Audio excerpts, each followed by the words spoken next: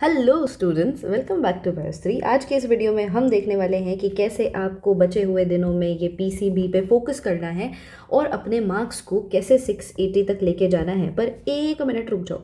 क्या आप वो बच्चे तो नहीं हो जिनकी प्रिपरेशन बिल्कुल नहीं है एंड दे आर एक्सपेक्टिंग कि मैं आपको इस वीडियो में ये स्ट्रैटेजी बता दूं कि 0 से 680 तक आप कैसे पहुंचो? तो ये बिल्कुल भी पॉसिबल नहीं है। इस वीडियो को आप लोग मत देखो। लेकिन हाँ, जिसकी तैयारी इतनी है कि आपका एक बार सिलेबस कंप्लीशन हो चुका है, अब ये 2 महीने आपके पास बचे हैं and you want to increase your marks to 680 plus, तो yes, this video is for you. कैसे कैसे आपको क्या क्या चीज़ें करनी है, कैसे उसको फॉलो करना है इन बचे हुए 2 महीनों के अंदर, सो दैट आपका स्कोर इतने तक अचीव हो जाए। तो ये 5 मिनट की वीडियो ध्यान लगा के सुन लो। इसके बाद या तो तुम मोटिवेट हो जाओगे या नहीं हो पाओगे। चलो अब शुरू करते हैं फिजिक्स से। अब ध्यान से सुनो बच्चे लोग, क्या होता है फिजिक्स में सबसे ज़रूरी क्या है? तुम्हारे फॉर्मूला। तो क्या अभी तक तुमने एक शीट ऐसी बना ली है जिस पे तुमने फॉर्मूलेज लिखे हुए हैं चैप्टर वाइज? अगर नहीं बनाई है तो भाई बना लो अपनी ये फॉर्मूला नोटबुक। दूसरी बात, एनसीईआरटी को पढ़ने की, रीडिंग लगाने की कोई भी ज़रूरत नहीं है। फिर क्या ज़रूरत है भाई? एनसीईआरटी में बैक एक्सरसाइज दी हुई है आप लोगों को, ठीक है? उसके क्वेश्चंस प्रैक्टिस करो। जितने ज़्यादा क्वेश्चन प्रैक्टिस कर सकते हो उतने ज़्यादा न्यूमेरिकल प्रॉब्लम और ये सारी चीज़ों को सॉल्व करना शुरू कर दो। Plus mock test and PYQ तो आप सबके मुंह से ही सुन रहे हो, पर यहाँ पे अब जिस बात पे ध्यान देना है वो सुन लो ज़रा कान खोल के। मॉक टेस्ट में आप बात करोगे कि भाई मॉक टेस्ट तो दे दिया, लेकिन इसकी एनालिसिस बहुत ज़्यादा ज़रूरी है। मुझे एक बात बताओ, सीधे साधे डेफिनेशन के क्वेश्चन है, तुम अगर उनको 1 महीना नहीं पढ़ोगे तब भी तुम उसको आंसर करके आ जाओगे। तो मॉक टेस्ट में तुम्हारे जितने नंबर आ रहे हैं उनसे खुश मत हो, जो कट गए हैं उस पर ध्यान दो कि भाई वो कैसे कट गए, तभी तो तुम उस नंबर को पकड़ पाओगे अपने फाइनल एग्जाम में। समझ रहे हो बात को? तो जो कॉमन टॉपिक्स हैं जो तुम कर पा रहे हो, बार बार पागलों की तरह उसको रिवाइज करोगे तो जो टॉपिक्स तुम्हारे नहीं कवर हैं उसमें नंबर कट जाएंगे। तो रिवीजन का, एनालिसिस का मतलब यही है कि तुम उस चीज़ पे फोकस करो जो एरिया अब तुम्हारा वीक है, ठीक है? तो ये है तुम्हारी मॉक टेस्ट एनालिसिस। हर कोई ऐसे ही नहीं बोलता कि मॉक टेस्ट दो फिर एनालाइज करो। भाई यही तो रीज़न है मॉक टेस्ट देने का। लेकिन अगर उसमें तुम अच्छे नंबर लेके सेटिस्फाइड हो और फिर दोबारा देने जा रहे हो बिना अपने पुराने एरर्स को सॉल्व किए, तो फिर तो मॉक टेस्ट मत ही दो। समझ रहे हो इस बात को? अब कुछ फ्रीक्वेंट टॉपिक्स हैं भाई, एनालिसिस करो, पीवाईक्यू उठाओ, ठीक है? पीवाईक्यू तुम्हारे पास बहुत सारी बुक्स दी हुई हैं जिसमें 36 ईयर के पेपर दिए हुए हैं, 35 ईयर के पेपर दिए हुए हैं सॉल्व, उसको उठाओ। और उसमें टॉपिक्स रिपीट हो रहे हैं यार, और तुम उन टॉपिक्स को रिपीट करके ढंग से कर लोगे तो वो नंबर तो तुम्हारे पक्के हैं। फॉर एग्जाम्पल फिजिक्स में तुम्हारे पास क्या क्या टॉपिक आ जाता है? तुम्हारे पास आ जाती है न्यूक्लियर फोर्स, ठीक है, रेनबो, और क्या है आपके पास? पोलराइजेशन, और आपके पास क्या है? Van de Graaff generator, and you have dipole, you have displacement current, ठीक है? और आपका क्या है? एसी है, ठीक है? इसका जो आपका स्पेशली जो लास्ट पेज है वो देखो, ठीक है? और तुम्हारे पास ऑप्टिकल इंस्ट्रूमेंट का एक टॉपिक है, ऑप्टिकल इंस्ट्रूमेंट। और आपके पास क्या है? और है आपके पास मैग्नेटिक फील्ड का एक टॉपिक। तो ये कुछ टॉपिक्स हैं जिससे बहुत ही फ्रीक्वेंटली क्वेश्चंस पूछे जा रहे हैं। एनसीईआरटी पढ़ने मत बैठो, उसका फ़ायदा नहीं होने वाला है। फिजिक्स की एनसीईआरटी की मैं बात कर रही हूँ। तुम एनसीईआरटी के बैक एक्सरसाइज के क्वेश्चंस करो, जितने ज़्यादा mock test paper, previous year question paper देख के टॉपिक कुछ तो मैंने तुम्हें ये बता दिए हैं, इन टॉपिक्स को मत छोड़ो। These topics are very very important, ठीक है? अगर तुम ये टॉपिक अभी भी छोड़ रहे हो ना, तो इसका मतलब आते हुए नंबर को तुम bye bye tata bye bye कर रहे हो। तो वो चीज़ें बिल्कुल मत करो। ब्रिस्टर्स लॉ करके तुम्हारा है, ये सारी चीज़ें फिजिक्स में इंपॉर्टेंट है, तो ये आंख बंद करके कर लो, ठीक है? अब चलते हैं केमिस्ट्री के ऊपर।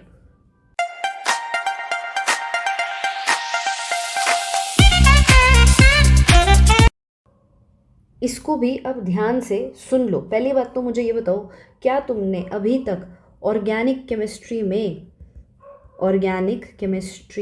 क्या तुमने अभी तक रिएक्शन शीट बनाई है? अगर नहीं बनाई है तो भाई क्यों नहीं बनाई है? किसका वेट कर रहे हो? किसके बोलने का वेट कर रहे हो कि आपको रिएक्शन शीट बनानी है? रिएक्शन शीट अपने पास हैंडी रखो ताकि रिवीजन जो है वो तुम्हारी बहुत अच्छे से हो सके। अब इसमें जो भी तुम्हारी नेम रिएक्शंस हैं, तुम्हें पता है ये कितनी ज़्यादा ज़रूरी हैं। तो नेम रिएक्शंस बच्चे लोग करके रखो अपने पास तैयार, इसको बार बार इसके थ्रू क्वेश्चन प्रैक्टिस करो, बार बार इसको नेम रिएक्शंस को रिवाइज करो, ठीक है। नेम रिएक्शंस में आपकी revision is of utmost importance, तो रिवीजन करो अच्छे से। इसके बाद आपके पास इनऑर्गेनिक केमिस्ट्री है। इनऑर्गेनिक केमिस्ट्री में आपको क्वेश्चन प्रैक्टिस ही करने हैं कि अब क्या करने हैं, क्वेश्चन प्रैक्टिस, जितना रिमेनिंग टाइम रह गया क्वेश्चन ऐसे कर लो, ऑल्टरनेट चला लो। एक दिन अगर तुम इनऑर्गेनिक केमिस्ट्री की क्वेश्चन प्रैक्टिस कर रहे हो तो ऑर्गेनिक केमिस्ट्री का या फिजिकल केमिस्ट्री का कोई चैप्टर रिवाइज कर लो उसके साथ, समझ रहे हो, ठीक है। तो चैप्टर रिवीजन कर लो प्लस उसके साथ किसी और आपके केमिस्ट्री के पार्ट की क्वेश्चन को प्रैक्टिस कर लो। तो इससे क्या रहेगा, आपका बैलेंस बना रहेगा और आपको भी नहीं लगेगा कि मेरा एक पार्ट छूट गया, एक पार्ट हो गया है। तो ये वाली फीलिंग भी मेंटल स्टेट को बहुत ज़्यादा कंफ्यूज कर देती है। तो इससे बचने के लिए यही चीज़ करो कि एक बार आप एक चैप्टर रिवीजन कर लो एक दिन, ठीक है, और उसी के साथ साथ आप किसी दूसरे चैप्टर की क्वेश्चन प्रैक्टिस कर लो, किसी दूसरे पार्ट की, जैसे इनऑर्गेनिक केमिस्ट्री की। तो डेली चैप्टर रिवीजन तुमको करनी है, ऐसे तुम मान के चलो, ठीक है। केमिस्ट्री में भी फिर तुम्हारे काफ़ी इंपॉर्टेंट टॉपिक्स आ जाते हैं, तो उसको एनालाइज करो, ठीक है। PYQs देखो और ये देखो कि कौन कौन से टॉपिक भाई फ्रीक्वेंटली पूछे जा रहे हैं। अगर तुम्हें पता है कि इस टॉपिक से क्वेश्चन आता है और फिर तुम उस टॉपिक को नहीं पढ़ रहे हो तो देखो फिर तुम मार्क्स लूज़ कर रहे हो, ठीक है। ये 2 महीने ना मैं आपको लिख के दे रही हूँ, बहुत ही ज़्यादा स्मार्ट वर्क का टाइम है, बहुत बहुत बहुत स्मार्ट वर्क आपको करना है, क्योंकि पढ़ाई बहुत सारे बच्चों ने की है, ठीक है। अब ये 2 महीने डिसाइड करते हैं कि आप स्मार्टली काम करके एग्जीक्यूशन, अभी तक जो आपने पढ़ाई की है उसका एग्जीक्यूशन कितने अच्छे से करते हो। तो अगर तुम PYQ को नहीं देख के जा रहे हो कि भाई इस टॉपिक से क्वेश्चन इतनी बार आ चुका है, तो फिर तो तुम अपने मार्क्स दे रहे हो आराम से कि भाई ले लो, मुझे मार्क्स नहीं चाहिए। तो ये चीज़ प्लीज़ मत करो, ठीक है। अब देखो चलते हैं बायो के ऊपर। बायोलॉजी में तो मैं आप लोगों को इतनी बार वीडियोस बना के इम्पॉर्टेंट टॉपिक्स बता चुकी हूँ आपको, वो आपको अच्छे से करने हैं जो फ्रीक्वेंटली पूछे जा रहे हैं। पॉलिनेशन के ऊपर इतनी बार घुमा घुमा के क्वेश्चन आता है बार बार, वो तो pollination is a very frequent topic. भाई बायोटेक से बार बार आपके स्टेप्स उठ के आ जाते हैं, ठीक है, बायोटेक्नोलॉजी से, तो उस चीज़ को अच्छे से करो, ठीक है। वो चीज़ बहुत ध्यान से उन स्टेप्स को देख लो कि कैसे आप उसका किस टाइम पे PCR चला रहे हो, किस टाइम पे आप जेल इलेक्ट्रोफोरेसिस चला रहे हो, ये सारी चीज़ें बहुत अच्छे से देखो। कौन सा एंजाइम कहाँ पर कट कर रहा है, कौन सा एंडोन्यूक्लियस है किधर कर रहा है, ये चीज़ें बहुत अच्छे से देखनी है आपको। Plus intra uterine devices IUDs, इसके ऊपर इतनी बार क्वेश्चन आता है और बार बार वो क्वेश्चन आता है मैच द फॉलोइंग, ठीक है, मैच द फॉलोइंग। तो इस टॉपिक को क्या अब तुम छोड़ के आने वाले हो, बिल्कुल नहीं, ठीक है। तो मैच द फॉलोइंग IUDs के ऊपर बहुत आता है। माइटोसिस मियोसिस, भाई सेल वाला चैप्टर बहुत ज़्यादा इंपॉर्टेंट है, बहुत बार मैं आपको बता चुकी हूँ, तो इस चीज़ पे प्लीज़ फोकस अपना रखो, माइटोसिस मियोसिस, ठीक है। तुम्हारी केल्विन साइकिल बहुत ज़्यादा इंपॉर्टेंट है, ठीक है। इसी के साथ आपके प्लांट ग्रोथ हॉर्मोन्स हैं, प्लांट ग्रोथ रेगुलेटर्स, उसमें भी आपका बेसिकली हम ज़्यादा बात करें तो जिब्रेलिन के बारे में, साइटोकाइनिन के बारे में, बट जिब्रेलिन के बारे में बहुत ज़्यादा क्वेश्चन पूछा जाता है, ठीक है। ये चीज़ हो गई। अब बायोलॉजी में कंपेरेटिवली तुम डेली एक चैप्टर को भी रिवाइज करोगे ना, डेली चैप्टर रिवीजन भी अगर तुम रखते हो तो तुम्हारा काफ़ी हद तक जो काम है वो हो जाएगा सॉल्ट, ठीक है। तो daily chapter revision is very very essential. अब तुम्हें क्या करना है, तुम देखो यहाँ पे ध्यान से सुनो बात को। सबसे पहले अपने शॉर्ट नोट्स बना लो। अगर तुम शॉर्ट नोट्स नहीं बनाओगे तो लास्ट मोमेंट पे, लास्ट वीक में बहुत ज़्यादा पैनिक कर जाओगे। जिस चीज़ के अभी तुम्हारे पास शॉर्ट नोट नहीं है उसको अभी के अभी तैयार करो और उन शॉर्ट नोट्स की रिवीजन शुरू करो, क्योंकि बार बार तुम उस चैप्टर को लेके डिटेल में नहीं बैठ सकते, NCERT से बार बार रीडिंग नहीं कर पाओगे। कीवर्ड्स हो गए, टर्मिनोलॉजीज़ हो गए जिसको तुम भूल रहे हो, उनको लिख के याद करना शुरू कर दो। प्लस क्वेश्चन प्रैक्टिस करो, क्वेश्चन प्रैक्टिस या फिर तुम्हारा जो मॉक टेस्ट है उसको देने लग जाओ अब, ठीक है। अब इतना टाइम नहीं है कि तुम बहुत ज़्यादा किसी में बहुत ज़्यादा डिटेल्ड में घुस रहे हो, जो चीज़ बिल्कुल नहीं छुई है अब उसको तुम छूने जा रहे हो। पहले तो वेटेज चेक करो, मैंने एक वीडियो बनाई हुई है वेटेज के ऊपर, उस वेटेज को चेक करो कि किससे ज़्यादा नंबर के क्वेश्चंस आ रहे हैं, तो उसको कंप्लीट कर लो, make sure you complete that, ठीक है। बायोलॉजी में तुम्हें रीडिंग करनी है NCERT की। अगर तुम NCERT से भटक गए इस टाइम पे और तुम एरे गहरे सोर्सेज को जाके फॉलो कर रहे हो तो वो चीज़ बिल्कुल मत करना, ठीक है, अपने हाथ 10 सोर्सेज पे मत डालो। मान लिया चलो वो 10 सोर्सेज सही है, लेकिन तुम्हारी स्टडी के लिए सिर्फ और सिर्फ NCERT इज इम्पॉर्टेंट।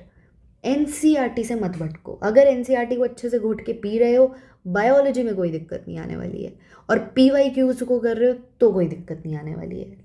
समझ गए हो बात को? तो तुम्हारे पास लास्ट में 3 चीज़ें क्या बचती हैं जो तुम्हें डूबती हुई नैया को बचाएंगी? NCERT, PYQs प्लस जो तुम मॉक टेस्ट दे रहे हो उसकी एनालिसिस। यही चीज़ें हैं जो तुमको बचाने वाली हैं। अभी मैं एक वीडियो पोस्ट करूँगी अबाउट OMR फिलिंग। तो जिन स्टूडेंट्स ने कभी OMR को नहीं फिल किया है या फिर भूल चुके हो या फिर कन्फ्यूजन रहती है, so I am very soon going to publish this video of OMR filling for everyone. तब तक के लिए अब मैंने इस वीडियो में तुम्हें 2 मंथ की स्ट्रैटेजी बता दी है। ये 3 चीज़ें जो हैं यही हर सब्जेक्ट में तुम्हारी लग रही हैं, ठीक है। प्लस NCERT, तुम्हें बायोलॉजी पे स्टिक रहना है। फिजिक्स की बात करोगे तो NCERT को नहीं रीड करना है, अपनी फॉर्मूला शीट बनाओ, इंपॉर्टेंट टॉपिक्स को रिवाइज करो और न्यूमेरिकल प्रैक्टिस करो। केमिस्ट्री को डिवाइड कर लो कि भाई आज मेरे को इनऑर्गेनिक केमिस्ट्री के इस चैप्टर की क्वेश्चन प्रैक्टिस करनी है, और ऑर्गेनिक केमिस्ट्री में ये वाला चैप्टर या रिएक्शन शीट या फिजिकल केमिस्ट्री का ये चैप्टर रिवाइज करना है। समझ गए बात को? बायोलॉजी में daily NCERT। So all the very best, panic नहीं करना है, keep giving your best. Okay, keep learning, bye bye.